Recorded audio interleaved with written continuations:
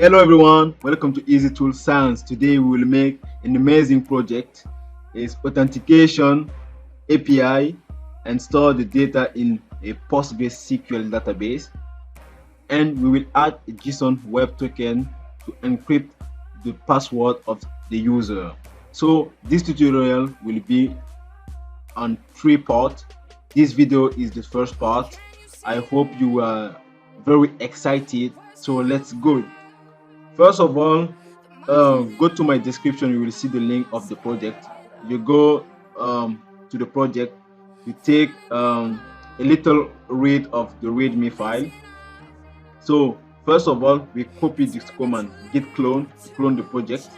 So I go to my desktop, I create a folder, I open my terminal, I just run the command. I advise to create a virtual environment. So let's create a virtual environment. So the name of my virtual environment is Pian. After my virtual environment creates, I will activate my virtual environment, tabulation, script tabulation, right? See the file, I have my folder there. So I see the package installed with pipe list. So I will install two important packages we will use for this tutorial. So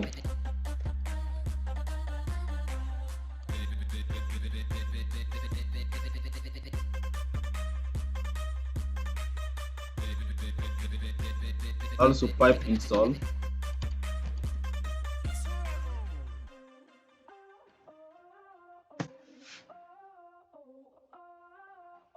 After install the two package, so let's open our folder with our favorite editor, VS Code.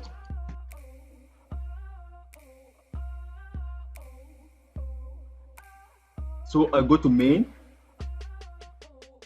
Let's understand a little bit what we are seeing there. So first of all, we import from Flask object to instantiate an object Flask. We define the default route, what will you return, where you are at the default route is just some message, and the route register is for registering a user. After the route login, just change the name of the function like there, save. This is for running the server, so our server is in local at the port 5000 and we have in development, so debug equals true. Let's see auth model. We import the package allow us to connect to the database. Two functions, def create and def login. Def create to create to add a user in the database. So we have the connection part, and login to log the user, and we have to connect to the database to see if the user you want to log is there. So this is all. To just test, you can run the project. Main project. So we go to the server. Yes, welcome to Easy Science first API. So let's go. What will we do next? We will register a user. So before that, we have to create a database, our database. If you don't have PostgreSQL installed on your desktop, just install it. I don't make this part, and run pgadmin 4. So there we have a lot of server, a group of server. If you don't have one, we can just create one there, server group, or just I have my server, so PostgreSQL. So I define a password for my default user Postgres. So I put just there. So before create a database, the best practice is you have a user. So you can create your user there. Create a user. I already have my user, so I just create the database. So my database name user DB. The owner of the database will be my user. Easy tool. Save. We go to schema. We'll define the table to receive the user. Then table name users. So I define my user easy tool. Column I just want 2 column name, character varying just 100. I don't want him to be null, so not null. And the password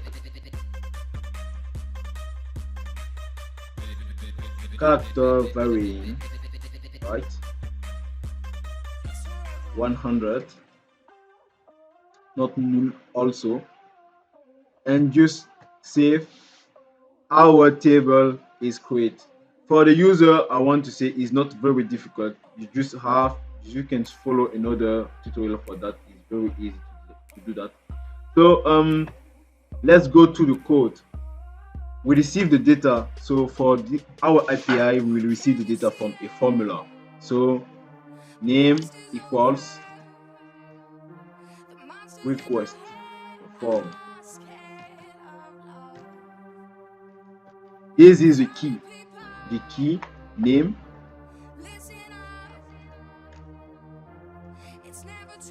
request.form.get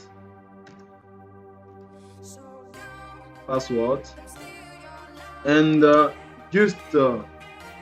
we'll import our file auth model, and auth model have some function we will use. So get the response equals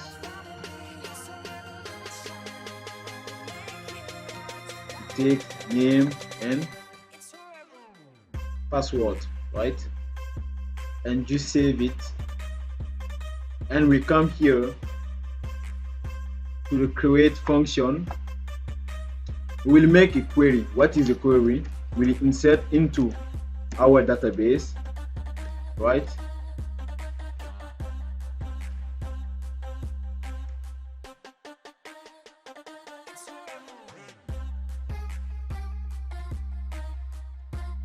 Values,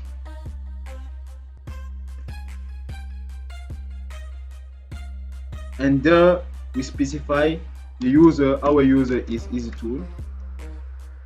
The password of mine is Bakeli.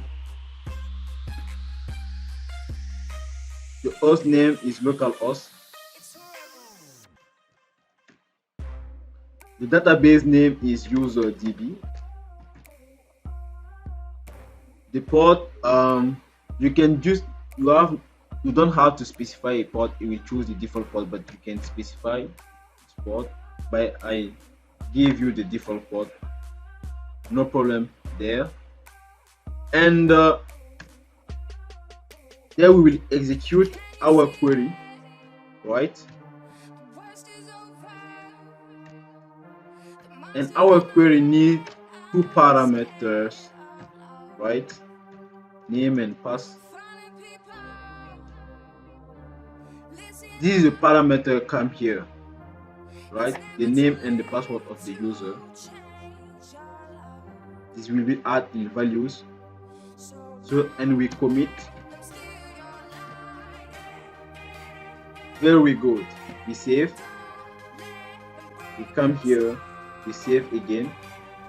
We can shut down the server and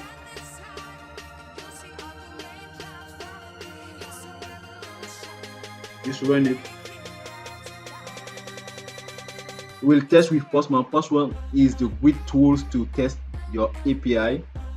If you don't have it, I suggest you to install it. It's very common use and very powerful. So the root is register, right? We come to body, form data, we specify the key,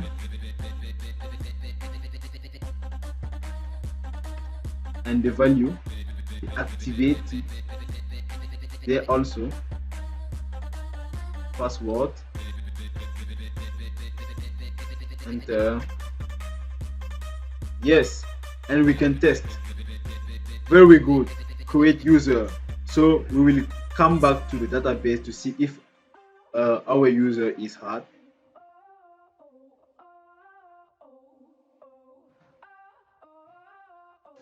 So we see the user is not hard. We come back to the code and we see we make a mistake. We just give this information in the login part. We just come back to the register. This is the same data we will get, and there we copy this response and we paste it there, save, we run the server, come back to Postman and just resend the command. We see it's successful. We come back here and we run. We see the user is hard, no problem. So this is very good and very practical. So we come to the login part and you see we already have the name and password we can receive from the formula, and there we will make a little modification. We will get a response there from the login part, but there is not a create, is the login function, right? Is the login function, login, right? Save, come back to auth model, and we will take the connection we have already done with the register part. We come to the login part, we replace. So, and we make the request. The request is what? Select all from user where the name, right? The name equals the name we will send, and right, and password equals the password we will send. So there we come here, queue point, right? We execute the query and we will send the params, name and password. Very good. We save there the command. We will receive the user. So user equals fetch one, because it's just one user we want, and we will send the user data there. We come to the main part for user and we put user. We save. We come to Postman. We test. Yes, we get our user. If we change something, you see this user doesn't exist. So this is the first part of our API, and in the second part we will add the JSON web token to make the password of the user encrypt. So thank you for following this tutorial. Don't forget to subscribe to see the more amazing project we will do. Hold me close till I get up. Time is barely on our side.